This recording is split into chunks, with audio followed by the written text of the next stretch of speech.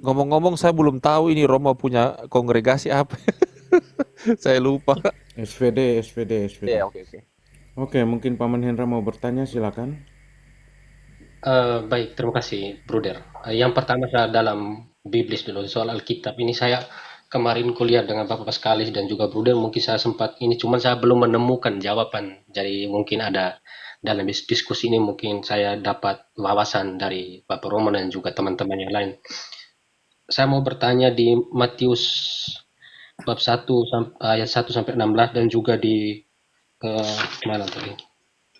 Di Lukas bab 3 ayat 23 sampai 38 Romo. Nah,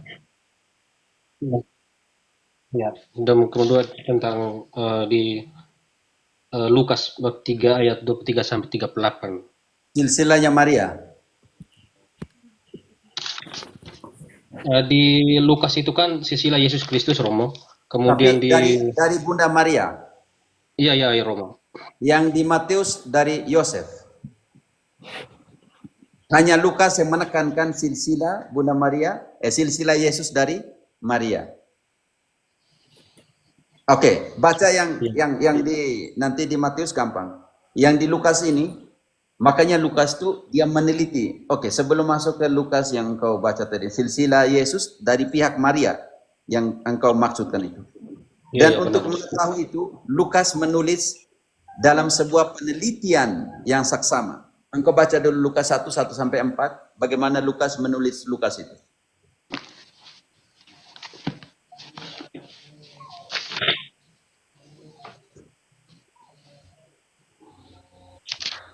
Sabar Romo masih buka. Oke. Bisa bantu dulu Hendra. Atau Hendra mau baca sendiri? Dutro. Om Dutro. Theophilus yang mulia, banyak orang telah berusaha menyusun suatu berita tentang peristiwa-peristiwa yang telah terjadi di antara kita, seperti yang disampaikan kepada kita oleh mereka yang dari semula adalah saksi mata dan pelayan firman. Karena itu, setelah aku menyelidiki segala peristiwa itu dengan seksama dari asal mulanya, aku mengambil keputusan untuk membukukannya Apa yang dengan dibuat oleh teratur Lukas? bagimu. Menuliskan dan membukukannya. Tidak. Apa yang dilakukan oleh Lukas? Melakukan penelitian secara Seksama. seksama kepada para Saksi. kepada para saksi mata. Karena itu kalau seandainya bukan seandainya Lukas menulis bab 1 bab 2 posisi Maria penting. Kalau seandainya Lukas barusan kita baca adalah Injil para saksi, artinya dia melakukan penelitian kepada para saksi. Maka ketika dia menulis tentang Maria, apa yang dibuat oleh Lukas, Hendra? Wawancara siapa? Dia wawancara orang-orang yang mengikuti Yesus Romo. Dan ketika dia menulis tentang Maria, dia harus buat wawancara dengan siapa? Maria. Dengan Maria. Dengan Maria Romo, ya. Karena Bunda Maria, karena Injil Lukas adalah Injil para saksi. Dan bagaimana Lukas yang sama di kisah nanti akan menempatkan Maria di kisah 1 ayat 14. Para rasul berdoa bersama dengan Bunda Maria, tapi tidak usah lari ke sana. Hanya saya mau katakan bahwa Lukas ditulis dalam sebuah penelitian yang secara saksama. Sekarang kita masuk ke dalam silsilah Yesus Kristus yang diminta tadi. Oke, 3:23 selanjutnya. Nanti ingat, nanti kita lihat Daud melahirkan siapa? Kata kuncinya di situ. Daud melahirkan siapa? Oke.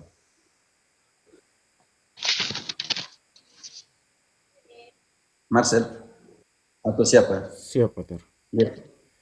Ketika Yesus memulai pekerjaannya, ia berumur kira-kira 30 tahun dan menurut anggapan orang, ia adalah anak Yusuf, anak Eli, anak Matat, anak Lewi, anak Malki, anak Yanai, anak Yusuf, anak Matica, anak Amos, anak Nahum, anak Hesli, anak Nagai, anak Maat, anak Matica, anak Simei, anak Yosek, anak Yoda, anak Yohanan, anak Resa, anak Zerubabel, anak Sealtiel, anak Neri, anak Malki, anak Adi, anak Kosam, anak Elmadam, anak anak Yesua, anak Eliezer, anak Yorim, anak Matat, anak Lewi, anak Simeon, anak Yehuda, anak Yusuf, anak Yonam, anak Eliakim, anak Melea, anak Mina, anak Matata, anak Natan, anak Daud. Tahan, tahan, tahan. Daud melahirkan Nathan. Ingat, di atasnya Nathan siapa? Matata. Tidak, Daud. Engkau lihat bagaimana. Berarti Daud memperanakan? Isai. Atau? Tidak, Daud memperanakan Nathan. Bagaimana engkau logika? Bagaimana? Bruder, engkau perlu bicara. Sorry, Patrus. Di bawahnya Daud siapa? Nathan. Nathan. Dari Nathan ini turun sampai dengan sebelum Yusuf. Garis bawah sebelum Yusuf yang di bawah. Engkau lihat itu, Daud ini punya anak nama Nathan. Nanti di dalam Matius, Daud punya anak dari Daud ini, dari ini Uria, dia akan melahirkan Salomon. Ini yang penting. Nathan dengan Salomon itu kakak beradik, tetapi dari istri yang berbeda. Kalau kita mau baca kembali Raja-Raja. Oke, jadi engkau kancing di situ. Daud yang sama, dari perempuan lain itu dia melahirkan Nathan. Dan Nathan ini turun sampai dengan sebelum Yusuf, sebelum Yesus. Siapa di situ? Yang awal tadi, 24 tadi. Anak Yusuf. Tahan, anak Yusuf atau Yosef. Tapi di atas Yosef siapa? Eliakim. Yakub. Eliakim atau Santo siapa bapaknya Maria? Yakub, Romo. Bapaknya Maria Yakub bagaimana? Yoakim atau Eliakim di sini. Karena Maria adalah anak satu-satunya yang jadi suami dari suku yang sama harus juga menjadi anaknya Eliakim atau anaknya Santo Yoakim.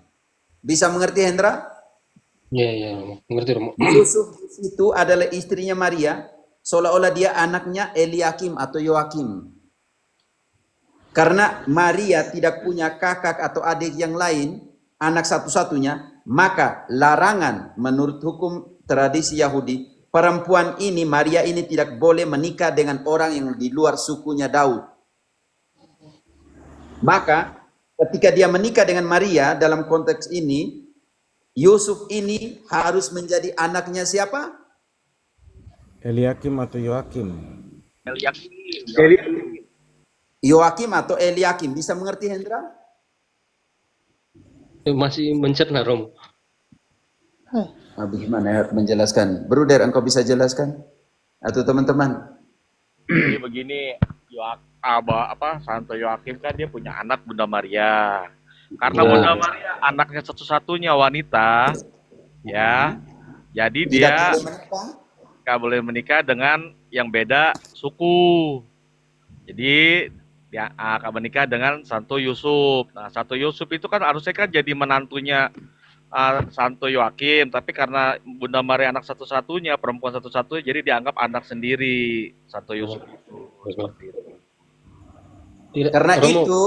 Karena itu di bawahnya Yoakim atau Eliakim itu Yusuf yang sama nanti kita lihat di Matius. Sekarang kita ke Matius juga supaya Hendra belum mengerti. Kita ke Matius, silsilah kemanusiaan Yesus. Silakan. Matius 1. Di sini caranya berbeda. Di sini dia punya hebatnya Matius di sini. Oke. Silsilah kemanusiaan Yesus. Inilah silsilah Yesus Kristus, anak Daud, anak Abraham. Abraham memperanakan Ishak, Ishak memperanakan Yakub. Tahan. Lukas punya dari bawah ke atas, Matius punya dari atas ke bawah. bawah. Hendra, itu penting. Nanti engkau tangkap di kata Yusuf. Tetapi sebelum tangkap di kata Yusuf, yang sama, engkau harus tangkap di bawah Daud melahirkan siapa. Yang dari siapa ini sampai kepada Santo Yosef. Yang tadi Nathan sampai kepada Bunda Maria. Tetapi karena dia perempuan, maka semua keturunan di situ harus tidak boleh disebut perempuannya. Maka di bawah Eliakim tadi harus suaminya Yusuf, suaminya Maria yang harus disebutkan di sana. Oke, kita ke Matius punya dulu. Konsentrasi di Daud melahirkan siapa? Inilah silsilah Yesus Kristus, anak Daud, anak Abraham. Abraham memperanakan Ishak, Ishak memperanakan Yakub, Yakub memperanakan Yehuda dan saudara-saudaranya. Yehuda memperanakan Peres dan Zerah dari Tamar. Peres memperanakan Hezron, Hezron memperanakan Ram, Ram memperanakan Aminadab, Aminadab memperanakan Nahason, Nahason memperanakan Salmon, Salmon memperanakan Boas dari Rahab, Boas memperanakan Obed dari Rut, Obed memperanakan Isai, Isai memperanakan Raja Daud, Daud memperanakan Salomo dari istri Uria. Oke, tahan. Daud memperanakan Salomo. Salomon. Oke, bisa mengerti? Yang di atas Daud dari Maria punya, Daud melahirkan Nathan. Nabi bagaimana? Nathan. Dari Nathan ini turun sampai ke Eliakim. Karena tidak bisa langsung Eliakim melahirkan Yesus, maka di sini harus pasang dia punya anak mantu Yusuf. Anak mantu yang namanya Yusuf.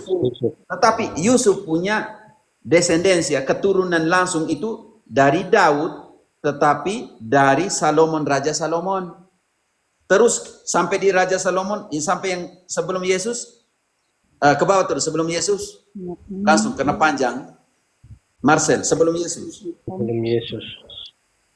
Eliud memperanakan Eleazar, Terus ke bawah sebelum memperanakan Yesus.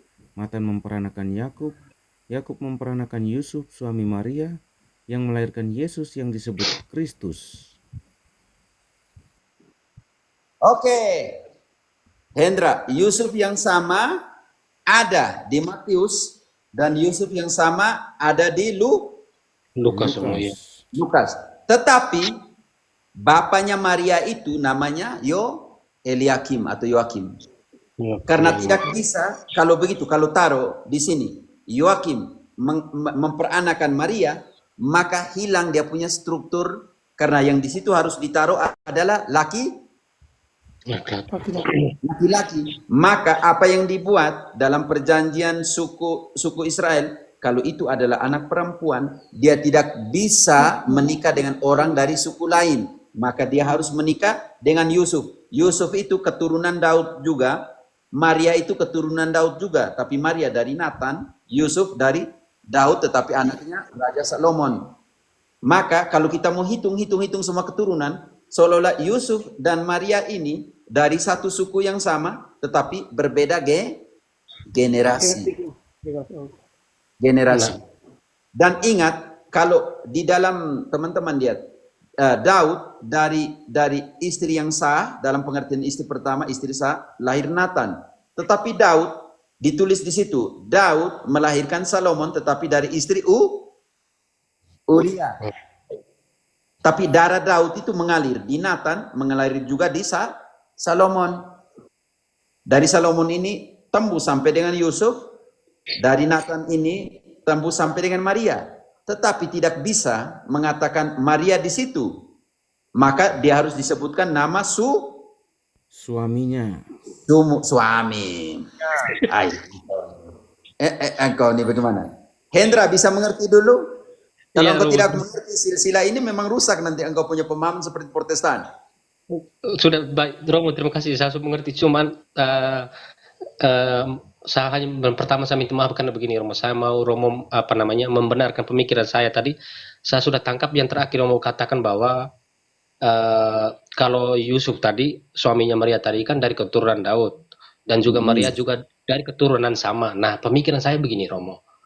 Kalau dalam ajaran gereja kan dilarang untuk menikah satu Hendra, keturunan. silsilahnya itu di gereja itu hanya 3 keturunan. Di situ berapa keturunan dari Nathan sampai kepada Maria?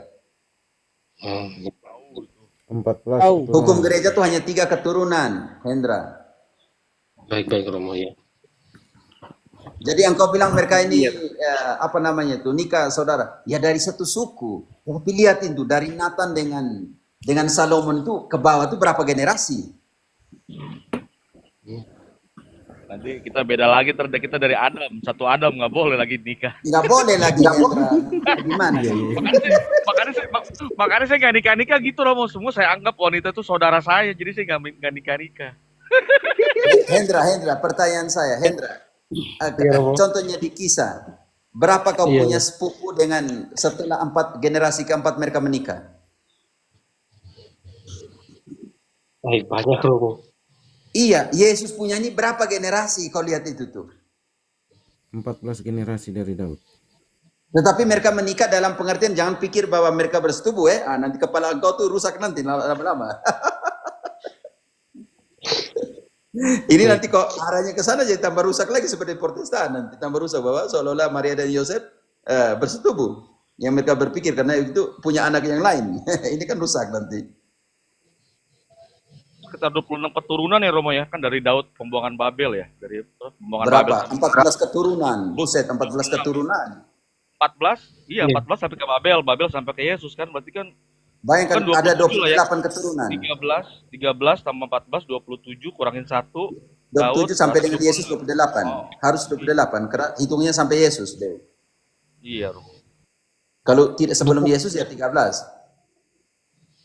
41 ke Romo, karena kalau dari 1 sampai 14 itu kan keturunan dari Abraham sampai Daud nih Romo. Tidak, Kemudian 14 kita kan hitungnya dari Daud. Karena Yesus anak Daud. Maria juga keturunan Daud, Yosef juga keturunan Daud, dan sampai di Yesus. Nah, kita hitungnya dari Daud. Daud dari istri Uria melahirkan Raja Salomon. Salomon ini sampai kepada Yusuf. Daud istrinya yang melahirkan Nathan. Nathan ini sampai ke Eliakim atau Yoakim. Dan karena tidak bisa taruh nama perempuan di situ, karena nanti rusak struktur dari atas, semua laki-laki yang disebutkan. Bisa mengerti, Hendra? Bisa Romo ya. Maka harus dipasang siapa di situ? Yusuf.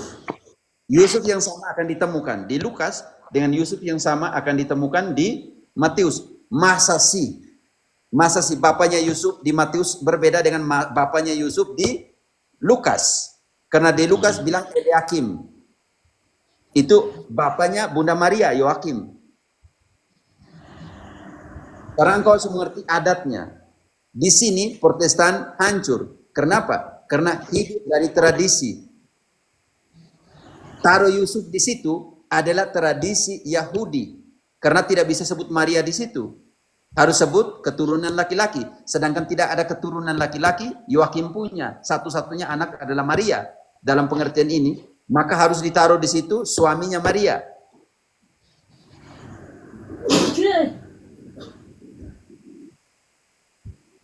Hendra, sampai di sini engkau bisa mengerti? Mengerti Romo, saya dengar sambil catat Romo. Catat supaya engkau jawab teman-teman Protestan baik-baik. Iya, Kalau saya orang Batak ini gampang memahaminya ini, Pater. Iya, Ya, begini Pak Romo. kami juga di sana ada anak om. Hendra, engkau tahu bahwa nikah dengan anak om bisa, tapi keturunan setelah ketiga. Yang kalau bagaimana kalau nikah dengan anak om di dalam bahasamu bagaimana? Pariban kalau di Batam. Kenapa? Nikah anak Baik. Tidak bahasa Lionya, bahasa Kisah. Iya Romo, kami sama juga Romo itu. Bagaimana cara sebutnya? Nikah anak Romo. Ya anada, anak om. Iya. Atau bahasa Ende anak kobele. Begitu, anada. Di Romo Tungku. Begitu. Oke Hendra, masih ada yang lain silakan. Kamu bongkar semua apa yang kamu. Iya. Baik, terima kasih Romo. Maksudnya begini Romo, saya ini kan juga sebagai katekis, kemudian sebagai rekan kerjanya pastor. Nah, saya tanya soal ini karena supaya menambah wawasan saya juga Romo. Itu saya rasa bersyukur sekali dan berterima kasih di room ini mengerti dengan kekurangan saya, itu saya sangat bersyukur sekali. Kemudian Romo, saya mau tanya soal begini Romo. Ini berkaitan tugas kami juga. Saya melihat di kisah ada di tokoh-tokoh adat itu kan memberikan sesajian kepada leluhur ataukah kepada apa yang disembah Romo. Kami di sana sebut dengan lokapo'o. Nah, mereka meyakini bahwa lokapo'o ini memberikan penghormatan kepada langit sebagai bapa dan bumi sebagai ibu atau perempuan. Nah, kearifan lokal ini Romo saya coba memandang bahwa apakah kearifan lokal yang mereka lakukan ini bertentangan dengan ajaran gereja, artinya mereka menyembah berhala begitu Romo. Saya mau tanggapan dari Romo. Saya bisa mengerti pertanyaanmu. Jadi kriteria penyembahan berhala harus ditaruh kacamatanya Paulus di situ.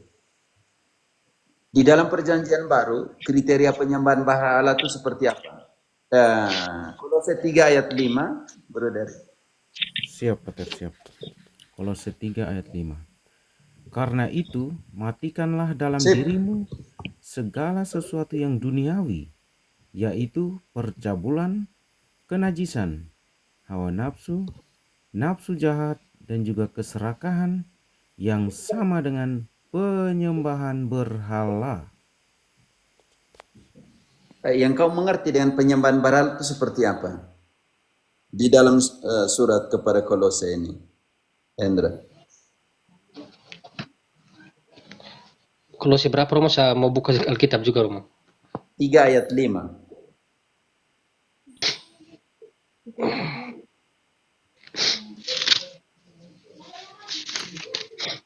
Tapi Pater, Yo. mungkin nih Kakak Hendra ini, yang Kakak Hendra lihat ini, memang apakah menurut Kakak Hendra itu penyembahan berhala atau bagaimana begitu? Iya Bapak, saya merasa mereka kayak kayak penyembahan berhala kalau menurut saya, karena mereka memberikan sesajian ini memanggil-manggil memanggil-manggil leluhur begitu, Kami seperti menghormati. itu. Nanti Tapi sampai tidak. ke sana ya, pelan-pelan. Oke, baik. Ya. Oke, terima kasih. Bisa dibaca ulang supaya nanti Hendra mengerti. Siap, Pater. Karena itu matikanlah dalam dirimu segala sesuatu yang duniawi, yaitu percabulan, kenajisan, hawa nafsu, nafsu jahat, dan juga keserakahan yang sama dengan penyembahan berhala. Paulus memahami penyembahan berhala dalam 5 aspek ini. Hendra, engkau bisa mengerti itu dulu? Iya Romo. Sekarang yang engkau punya maksudkan tuh mungkin dalam Keluaran 20 ayat 3 sampai 5. Yang mungkin engkau maksudkan seperti itu ya. Jangan ada padamu Allah lain di hadapanku. Jangan membuat bagimu patung yang Marcel pakai kata ilah karena itu siap, Pater. nanti mengambigukan karena itu kan A kecil kan? Siap, Pater. Ini yang juga harus diterjemahkan baik oleh Lai ya. Kalau itu kan kata Allah yang sama dengan Allah yang A besar A kecil. Jadi bedakanlah dengan ilah lah. Selesai sebenarnya. Oke. Jangan ada padamu ilah lain di hadapanku. Jangan membuat bagimu patung yang menyerupai apapun yang ada di langit di atas, atau yang ada di bumi di bawah, atau yang ada di dalam air di bawah bumi. Jangan sujud menyembah kepadanya atau beribadah kepadanya, sebab aku Tuhan Allahmu adalah Allah yang cemburu, yang membalas kesalahan kepada anak-anaknya, kepada keturunan yang ketiga dan keempat dari orang-orang yang membenci aku. Oke. Engkau punya maksud begini. Lalu sekarang engkau orang Yahudi punya tradisi makan di kuburan ya. Orang mereka punya tradisi seperti itu yang kita bisa sandingkan kalau tidak salah Yesekiel. Coba Yesekiel 24 ayat 17. Siap, Pater, siap. Yeskiel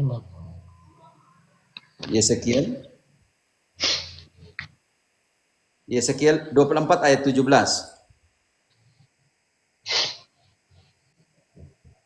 Diam-diam saja mengeluh, jangan mengadakan ratapan kematian. Lilitkanlah dastermu dan pakaian kasutmu. Jangan tutupi mukamu dan jangan makan roti perkabungan. Pada paginya aku berbicara kepada bangsa itu dan pada malamnya istriku mati. Pada pagi berikutnya aku melakukan seperti Garis bawahi dikatakan dengan kepada- roti perkabungan ya. Teman-teman, orang Yahudi punya kebiasaan mereka pergi kunjung kubur dan membagi makanan di sana antara mereka. Meletakkan roti di atas kubur karena itu roti perkabungan ya. Di sana mereka makan. Seperti orang Meksiko, kalian lihat mereka hari 2 November mereka pergi ke sana dan mereka membagi makanan ke kubur di sana. Seperti itu. Bukan membagi ke kubur dalam pengertian ini. Karena Sirak, coba Sirak 30.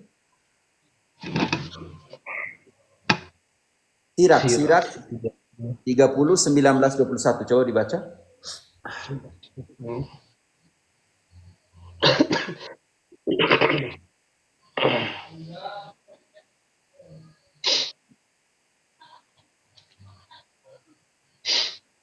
Bagaimana nanti di sini Sirak kalau kita lihat bahwa ada kritikan kecil di sini. Oke? Sirak 30:19 ya, Pater. Sirak Mungkin kalau 30. ada yang sudah dapat, mungkin bisa bacakan ya. 30:19. Om Deo mungkin bisa bacakan. Apa gunanya pesajian bagi berhala yang tidak memakannya atau yang menghirup? Demikian pula halnya seorang yang dikejar oleh Tuhan. Ia memandang dengan matanya lalu mengeluh. Sama seperti seorang kebiri yang memeluk seorang gadis lalu mengeluh.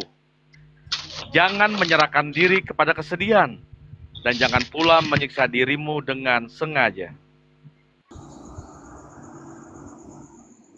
Sebentar. Maaf, saya ada ambil kopi. Oke. Baca ulang. Ayat 20 berapa? Ayat 19-nya. Ya. Apa gunanya pesajian bagi berhala? 18. Seperti makanan enak-enak yang disajikan kepada mulut terkatup, demikianlah pesajian yang ditempatkan di atas kubur. Oke. Apa gunanya? Oke, ini mau katakan bahwa apa gunanya seperti itu. Tetapi ternyata orang Yahudi mereka bagi makanan dan ada namanya roti perkabungan, mereka ke kubur dan membagikan makanan di sana antara mereka. Dan kebiasaan orang Yahudi, mereka pergi ke kubur-kubur dan di Misna dan di Midras mereka tundukkan kepalanya seolah-olah memeluk kuburnya itu dengan doa yang bagus sekali ya. Nanti saya terjemahkan doanya. Di Midras atau Misna nomor 19 kalau tidak salah. Mereka pergi menelungkup di atas kuburan nenek moyang mereka dan memanjatkan doa bagus sekali. Ya, karena itu orang Yahudi punya 4 di perayaan Zikor, mereka punya 4 perayaan besar menyebutkan nama orang-orang yang sudah meninggal. Jadi kalau doa untuk orang yang meninggal itu bukan tradisi Kristen ya. Dalam pengertian hanya kita punya, tetapi sudah dari perjanjian lama dari orang Yahudi. Dan mereka pergi ke kubur nenek moyang mereka dan menelungkup di sana, memegang kubur nenek moyang dan sambil berdoa. Jadi harus dibedakan antara berhala di dalam pikiran kita, namanya berhala spiritual yang dikatakan oleh Paulus tadi dalam Efesus 5:5 atau dalam Kolose 3 ayat 5 dengan namanya berhala liturgis. Yang dimaksudkan Hendra tadi adalah berhala liturgis. Kata bapak saya, orang yang tidak beradat itu biadab. Dalam pengertian ini, ketika Paulus juga menemui altar-altar di Yunani, Marcel, kisah 17 ayat 23 omong tentang apa? Siap, Pater. Sebab ketika aku berjalan-jalan di kotamu dan melihat-lihat barang-barang pujaanmu, aku menjumpai juga sebuah mesbah dengan tulisan, kepada Allah yang tidak dikenal. Apa yang Oke, kamu sembah tanpa kepada Allah yang tidak dikenal. Pertanyaan saya seperti pertanyaannya Bruder, apakah yang dibuat oleh nenek moyang kita, bah mama kita di kampung itu sebab penyembahan berhala? Untuk mereka menyembah berhala atau bagaimana? Tidak, Sebab apa kata Yesus? Di dalam Yohanes 11 ayat 25, apa kata Yesus? Siap. Jawab Yesus, akulah kebangkitan dan hidup. Barang siapa percaya kepadaku, ia akan hidup walaupun ia sudah mati. Dan setiap orang yang hidup dan yang percaya kepadaku tidak akan mati selama-lamanya. Percayakah engkau akan hal ini? Hendra, Ya Romo, kalau engkau beriman, mereka yang sudah mati tetap hidup atau sudah mati dibuang begitu dikubur? tetap hidup Romo. Tetap hidup. Dan Ya, mereka yang sudah mati ini bisa omong dengan Tuhan Allah? Hendra? bisa Romo. Karena mereka hidup. Bruder, engkau mute-kan dulu mic-mu. Mereka bisa omong dengan Tuhan Allah? Bisa Romo, karena mereka hidup Romo. Oh, bisa. Oke, Marcel, Wahyu 6 ayat 9. Ini pembuktian bahwa mereka yang sudah dibunuh dan mati bisa omong dengan Tuhan Allah. Yang Protestan bilang tidak bisa. Dan ketika anak domba itu membuka meterai yang kelima, aku melihat di bawah mesbah jiwa-jiwa mereka yang telah dibunuh oleh karena firman Allah dan oleh karena kesaksian yang mereka miliki. Oke. Mereka sudah mati atau belum, Hendra? Sudah Romo. Sekarang engkau lihat ayatnya, apa yang mereka buat di hadapan Allah. Lanjut. Dan mereka berseru dengan suara nyaring Nah, katanya. Bruder, mereka apa, Bruder? Berseru dengan suara nyaring. Hendra, tapi tadi sudah bilang sudah mati. Kenapa mereka berseru sekarang? Karena mereka Oke. bisa, karena mereka hidup dan maksudnya bisa berbicara dengan Tuhan, dengan Allah Romo. Jadi Yesus tadi bilang, walaupun sudah mati, walaupun telah mati, mereka hidup. Hidup. Dan ini apa yang dibuat di hadapan Allah. Mereka berseru. Apa yang mereka serukan? Apakah untuk mereka yang masih hidup di dunia? Dan mereka berseru dengan suara nyaring katanya, berapa lama lagi ya penguasa yang kudus dan benar? Engkau tidak menghakimi dan tidak membalaskan darah kami kepada mereka yang Mereka diam yang di bumi? diam di bumi. John, Wahyu 6 ayat 9 selanjutnya. Begini, tapi sekarang kearifan lokal ini harus dimurnikan oleh gereja. Engkau bisa mengerti?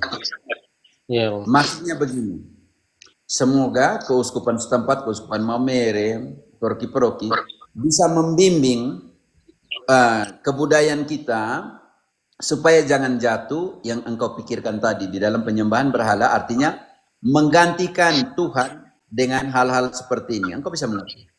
Menyembah berhala artinya engkau bisa menyembah berhala uang, Hendra.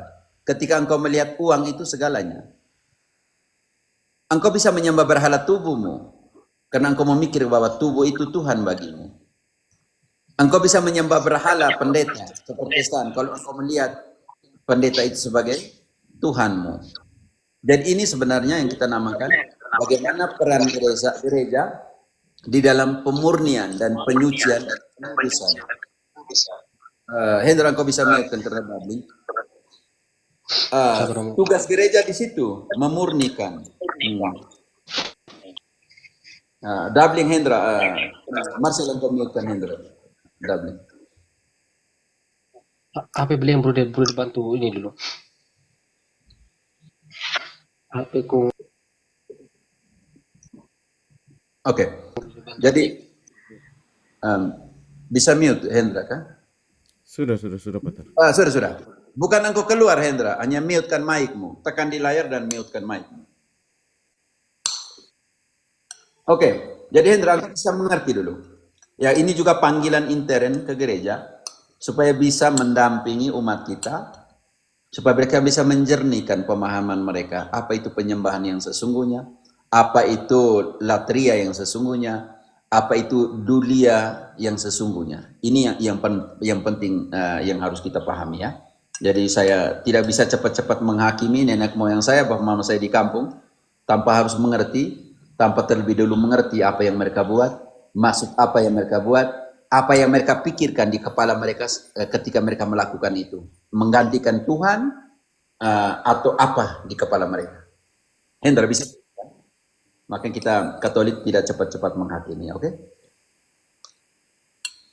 Oke, bagaimana Paman Hendra? Apakah sudah paham? Atau mungkin ada yang bertanya lagi? Terima kasih Bu Romo. Kalau engkau menghakimi kau punya orang tua, nenek moyang, engkau minta maaf ya. Jangan lupa ya. Ya, siap Karena Bu Romo. kita lebih cepat menghakimi karena mungkin kita terpengaruh dengan apa yang dikatakan oleh Protestantisme dan orang Protestan. Oke, lanjut.